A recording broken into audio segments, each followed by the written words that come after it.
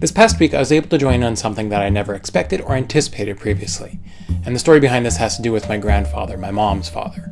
He was a bomber pilot in World War II and had a pretty significant career with the US Air Force prior to his death in 1964. Now, during World War II, he was a pilot of a B-17 Pathfinder bomber called the Sun-Kissed Special. And at the ripe old age of 26, he was years older than the rest of his crew on the plane at the time. Now, being the only married man among his crew, and of course being the pilot himself, he had decided and was pretty firm that they wouldn't feature some bombshell or bimbo on the side of their plane, and they chose, of course, a very inoffensive, demure orange, as a true Californian would.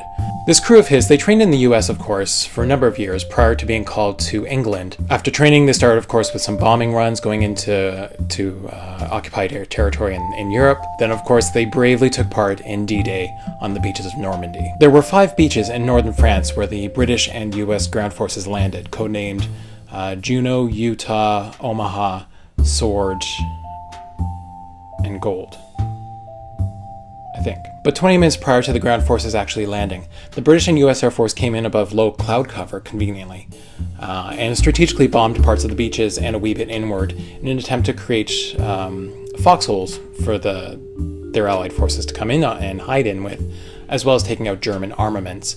This bombing run was very difficult and strategic and had to be very well timed. If the planes were just a little bit too late and the ground troops a little bit too early, those bombs would have been unleashed on their own military. Of course, this was all made even more difficult with the fact that they were on radio silence, and with that cloud cover, the pilots really couldn't even tell, or the bombardiers couldn't even really tell, if they were above the beaches or not. They just had to go by their own radars. In fact, there was so much cloud cover that the pilots didn't know if they had any impact against the Germans, or if the plan worked at all, until they even returned back to the British soil.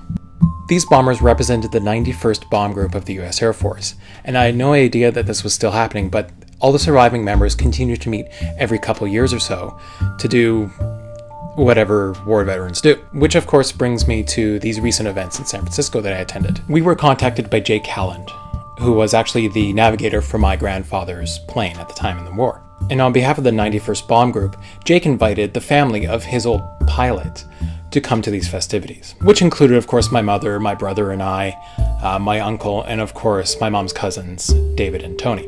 Jake is a charming, knowledgeable, fascinating man, and you can tell even now to this day, he is still so very enthusiastic and excited that he took part in the war efforts during World War II. He was one of the presenters for this reunion, and I've actually included a link in the little doobly-doo below that kind of goes into his presentation that he featured there. It's a little bit heavy on the technical side, but still a very worthy story of World War II that I believe should be shared. Now, during the course of the events of this week, I was able to meet a lot of the other pilots from World War II in this 91st Bomb Group. I joined in a big formal dinner. Of course, we got to see Jake's presentation itself. The highlight was an opportunity to go to the Moffett Air Museum and, of course, have a ride up in a B-17 bomber, one of the few existing B-17 bombers today.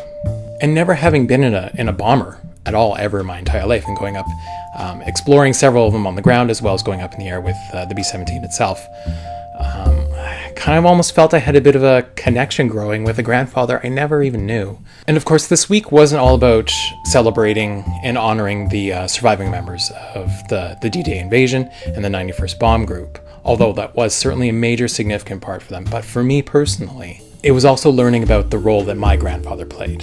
And this was not just about the brave pilots, soldiers, and officers that fought against evil and tyranny in a continent across the Atlantic, but this was also about the fact that my grandfather, my family, was one of them, and the growing pride I have of him knowing that he took part in such an important and historic battle.